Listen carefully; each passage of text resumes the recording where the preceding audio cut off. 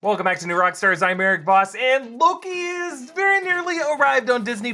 Continuing Marvel's tradition of taking British actors killed off in Avengers Infinity War and resurrecting them through overcomplicated logic we probably still won't fully understand even after the series ends. But hey, that's why I'm here. This is my glorious purpose, Dad, to explain the trippy timeline logic that brought Loki back to us. Because it's really not as simple as him just going poof out of Avengers Endgame. That movie left a lot unexplained about its timeline logic that we have been trying to piece together with these various Disney Plus series. Now don't worry, there will be no spoilers for any episodes of Loki in this video. Our after show and my Easter egg breakdown will come out next on the channel. But here I'm gonna explain the logical framework that Loki is operating under. Because they're not just saying it like lots of time travel stories are, they're actually trying to make it make sense first and then saying it.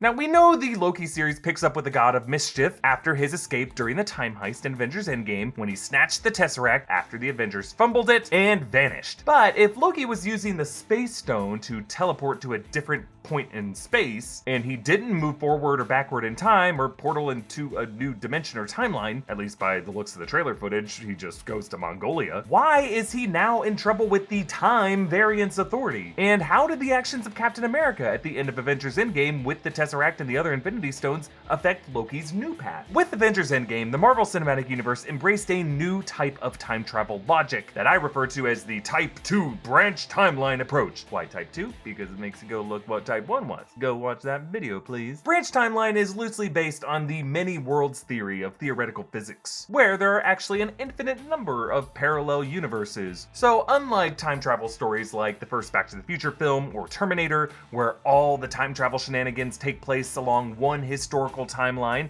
that warps or erases things within that timeline, in branch timeline fiction, going back in time and changing things in the past causes an alternate branch history to split off, leaving that original timeline unchanged but forming a multiverse of parallel realities. When the Avengers went back in time to steal the Infinity Stones from history, with each of those changes they actually created a new branch history. Remember, the Ancient One warned them that at the end of their mission they would have to go back again and return each stone in order to clip off each branch. Now in Loki, the TVA calls this the Sacred Timeline, and they use a very similar visual for it. And they appear similarly fearful of a chaotic multiverse and instead prefer the flow of time to be kept within one sacred timeline. So when Loki takes the Tesseract, the original Marvel timeline as we knew it, the Sacred Timeline, continues on unchanged, but this Loki now becomes a variant who drags his whole universe around him along with him into a skewed branch timeline that threatens the original Sacred Timeline. Now the reason this did not happen with the Avengers is, in Endgame, Cap followed the Ancient One's rules and restored the Sacred Timeline by returning each of the stones from when and where they were taken. And by doing so, each branch timeline that those stoneless histories were on rejoined with the main Sacred Timeline. Now sure, it requires a bit of speculation here because the Endgame filmmakers kept that restoration off screen. Really because a lot of those stone returns would have been pretty awkward to digest during the film's final emotional beats. Like think about it, Cap would have had to go to 2012 to give the Time Stone back to the Ancient One, no problem there, but then he would have had to bring Loki's scepter with the Mind Stone back to the S.H.I.E.L.D. agents he took it from, knowing fully well that they were corrupted by Hydra. And then he would have had to put the Power Stone back into the magnetic field on Morag, not a big deal, but then he would have had to inject the Reality Stone ether back into Jane Foster on Asgard, yikes. And then he would have had to go to Vormir to confront his old buddy Red Skull as he returned the Soul Stone to him. And then he would have had to return to 1970 and slip the Tesseract back into the S.H.I.E.L.D. basement container and like re-welded it shut after Tony Stark had taken it. Yeah, I know, it's a mess. And it is this mess that the Loki series is diving headfirst into, because Loki's Tesseract snatch represents an unfixable breach to the Sacred Timeline. But before we continue, I am trying to eat better, which means trying to avoid extra sugar, which stuff, because sugar is perfect and wonderful, but I can't eat it all the time. That's why I am eating Magic Spoon cereal. It's got no junk in it, but it tastes really good, like almost too good for how healthy it is. 0 grams of sugar, 14 grams of protein, and only 4 net grams of carbs in each serving. Also only 140 calories. It's gluten-free, GMO-free, and free of the other stuff that you're really not supposed to have. I really like this peanut butter flavor because it is it's just like the peanut butter flavored cereal that I used to eat as a kid, but like not terrible for me. Us on the new Rockstars team have little debates over what flavors are our favorites. Right now, I am on Team Peanut Butter. Others are on Team Cocoa. I don't know who I'm yelling at. I'm working from home. But yeah, we're real spoonheads over here. So click that link below and get some Magic Spoon cereal today. You can build your very own variety box and use the code NEWROCKSTARS for $5 off.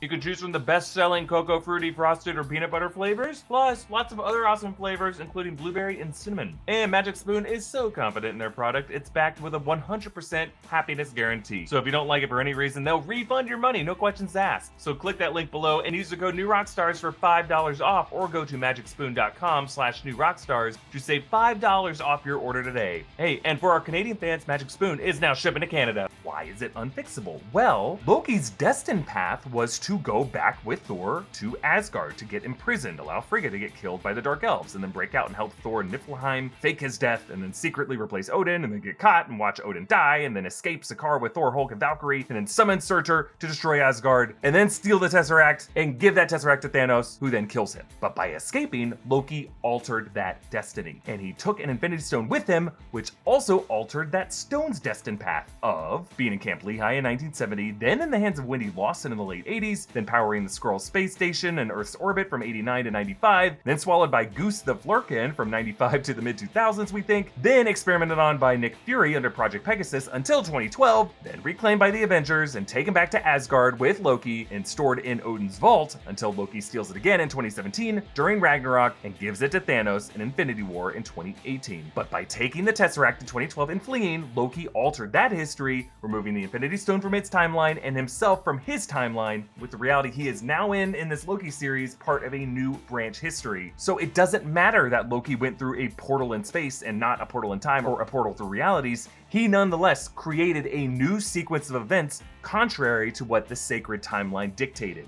And therefore, the TVA considers him an unclipped branch, one lingering violation from Endgame that Cap could never restore. Like, despite Cap returning the Space Stone in 1970, that Space Stone still would have made its way through history to 2012 into the hands of Loki, who escaped with it. Now again, why is this unfixable? Well, Loki could theoretically go back himself and fix that variance, but he would have to resurrender himself to the Avengers. And I am guessing that after watching that alternate life play out in the TVA time theater, this guy's not going to want to return to a life where he is destined to get his neck snapped by Thanos. So really the problem is that the TVA, as we see in trailer footage, shows Loki that destiny, essentially guaranteeing that he would never want to return to it. So while it is Loki who first breaks the timeline, it's the TVA who keeps it broken, at least temporarily, to use Loki to help them with this greater timeline crisis. And realistically, based on the nature of chaos and the fact that this Loki variant probably isn't going to go back to a historical path we've already seen him on, but rather some other future, as this series is going to live on at least for a second season, I don't think this sacred timeline is going to last forever. And a true Marvel multiverse, including variant Lokis and variant Avengers, variant all of these characters, is now, as we look ahead to Doctor Strange in the Multiverse of Madness, much like the rule breaker who kicked off this crisis, inevitable. Hey, check out one of our great Loki-inspired merch options at newrockstarsmerch.com. Follow me on Instagram and Twitter at EA Voss. Follow New Rockstars. Subscribe to New Rockstars for more analysis and breakdowns of everything Marvel. Thanks for watching. Bye.